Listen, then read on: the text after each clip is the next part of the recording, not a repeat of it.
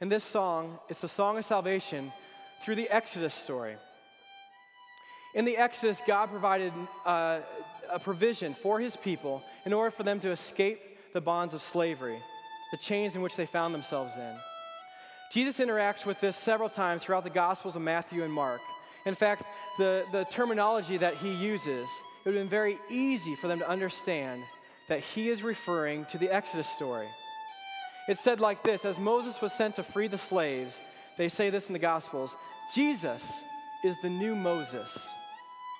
And the provision that he gives his people is complete. He reaches down from heaven, and he's the one who rescues and saves his people from their slavery. What's the modern day slavery to this world? We can look at addictions. Addictions are things which people find themselves entrapped and are in bondage to.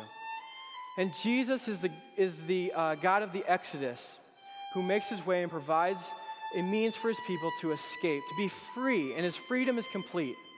It's the song of liberation here. Can you hear it? We're going to move on to the third song. This song is the one which Isaiah portrays, in Isaiah 52. Isaiah 52 talks about the time when God's people were in exile, right? They were in disobedience to him. They had turned his back on him. So we look at the Gospel of Luke and see some really clear examples of how Jesus interacted with this to say this is the good news, the song of salvation. Let's look at the story of Zacchaeus, or the story of Matthew. We see these tax collectors that were hated, and they were outside of a relationship with God, but that wasn't good enough for Jesus. He pursued them. We look at the story of the prodigal son, one who grew up and left his family and rebelled and took off and lived the unholy life until he came to a helpless state in his life where he realized he needed that relationship with the Father again. So the terminology that this parallel uses is so beautiful. When the son returned to his father, the father ran to him with open arms. This is the story of Jesus in the New Testament. He's the God of the exile. He's come to be the master reconciler, the one who restores all things new again. It's the song of salvation. Can you hear it? We move over here to this fourth story that lands us here in the cross. It's at the cross of the New Testament that Jesus interacts with the priestly system of sacrifices from the Old Testament, right? These sacrifices were made in order to redeem the people back to a relationship with God because they were unclean, and God had to make them clean. Well, Jesus ultimately paid the price. See, we sang the song, Jesus paid it all, right? Praise the one.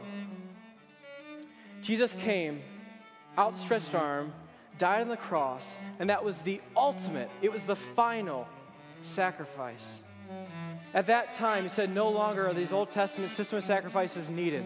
They're not needed because my sacrifice paid the debt. It's done. It's complete. Jesus interacts with us on this level. He uses this story, the priestly story, to show us that he can make the dirty clean. In fact, he uses the language, I have not come here to save the clean. I've come here to save the unclean. It's the song of salvation.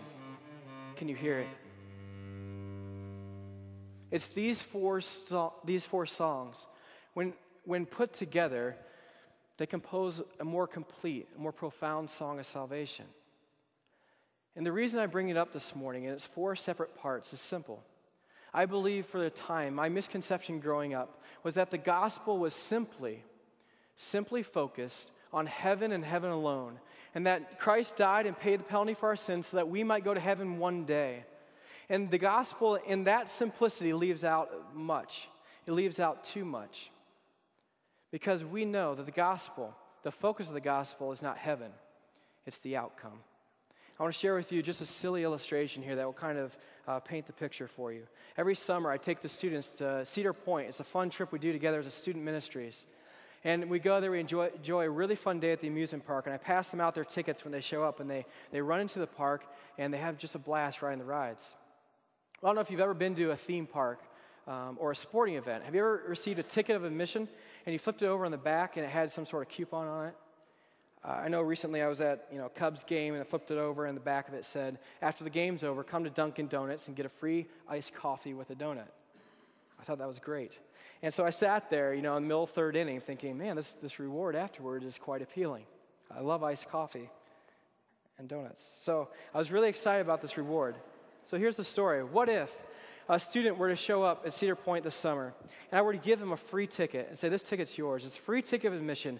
Head into the park, enjoy yourself.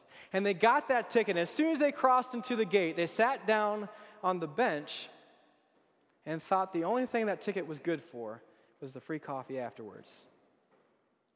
Doesn't make sense, does it? In fact, all the passerbys, all the other students that are running to the amusements and the other entertainments would think, what are you doing?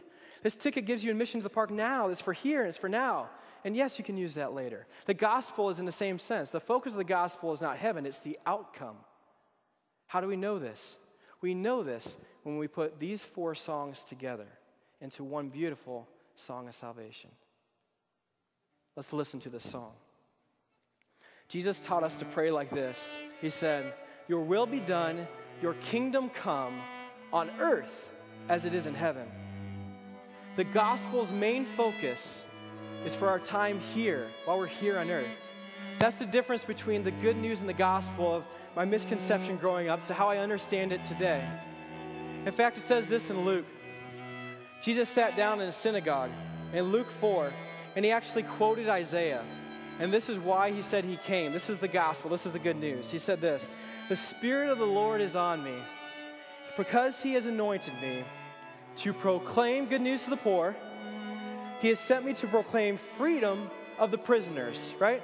The Exodus story. The recovery of the sight for the blind, to set the oppressed free.